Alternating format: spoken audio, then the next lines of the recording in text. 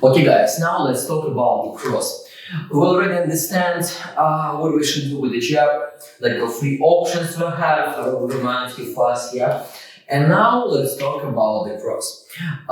Cross is especially more powerful because you're throwing this by your second arm, and basically you're rotating your whole body side and you're including more your body weight in this punch. That's like some kind of weapon for most of the boxers of kickboxers. So you're preparing your opponent by your lead arm, your like a throw, jab, and after with the power you're throwing your cross. Really important now, like what I told you before, to exploit your shoulder blade in this case and to make it really long, because we can try to see the difference between like lack of work of your shoulder blade and work of your shoulder blade without even with rotation of your hip that looks like this. Weight rotate with the shoulder blade, that's like 5 centimeters more. That's like why I try to use every time my shoulder blade, especially for catch up my opponent. And I also, how I told you, do like more like work of my lead arm, and that's mostly for your powerful punches.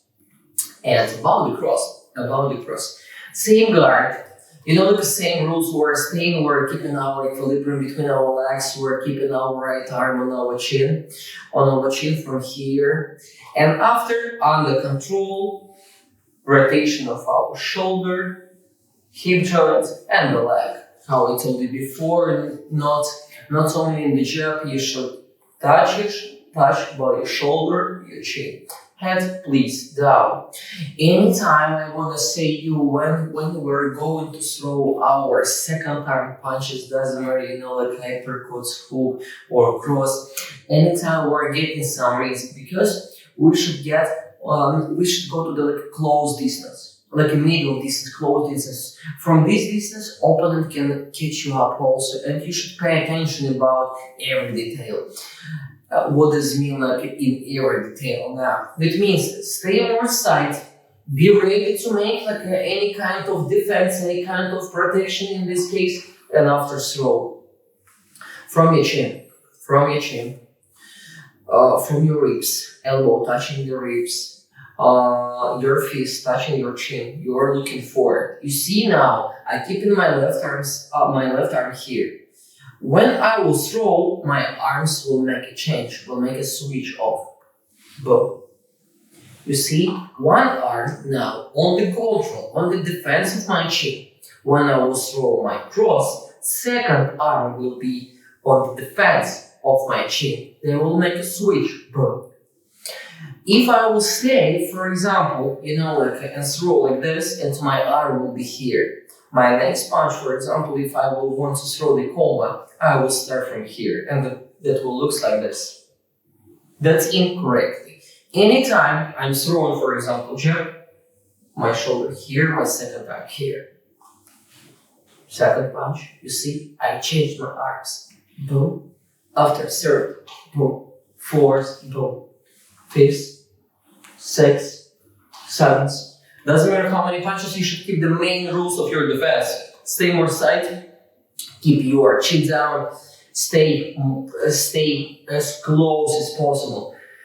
Anytime I was throwing also our cross, we're trying to do it, like as short as possible, trick our body. We can, make some kind of, like movements like this. No, especially the shortest illegal from the point A to the point B, because you see now, not like this. I know, like you will have like you will think you can include now more than you should. You can include your whole body in this punch. That's going to be more powerful, but not. If you will try to make more impact, do it with your hip. Do it with your timing, for example. If you will catch up your opponent, that will be enough 6 kilograms powerful punch, and that's going to be enough. The story not also about the power. Sure, this should be powerful, but this is the not main aspect of this, And after 1, 2. For you, I recommend you to start this also from the one place and also rotate your shoulder, your hip joints and your leg, okay? In the same moment. I feel how I'm transferring the weight. I a little bit sit on my left leg. I sit, I feel the confidence. I've rotated my hip joint, in the same time I'm looking forward, I'm going back. How especially told you before, for beginners, it's really exceedingly important to rotate the leg for understand, okay, I did the transition, I transferred my weight, I did it correctly. If I will want to prolong and combine and do throw, for example, like a left hook, I will make a transfer on time, but I will have more potential. I will have more capacity to make it, with the more power, because I transferred my weight to my left leg and from my left to my right. And you will have more power. You'll have more capacity to, increase power and speed. And that could be like a faster also, like a boom, boom. We can do it faster. For example, that's like some basically system, for me. You can stay opposite the mirror and you can throw like 1, 2, 1, 2. And sometimes, to make it like a little bit more powerful. You get used to the movements. You get used to transitions from the one leg to other leg, and after, boom, boom, boom, boom, boom, boom, boom, boom. 1, 2, 1, 2, 1, 2. That's like some kind of exercise also for understand how transitioning works, from the one leg to other leg. And about your cross, one more. From the one place you understand, transitions, shoulder, hip, leg, but with a step. Step of your left leg forward, especially for cut the distance. 1, and step of your right leg with the punch. Boom. 1 more. Step, step. Step, step. Forward, that's easier. I'm doing the step. I can't stay like so really wide, but under control of my legs. Second one. 1, 2.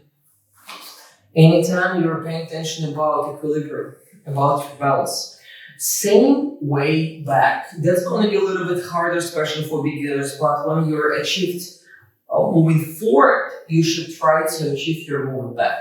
Looks like this. Step, step,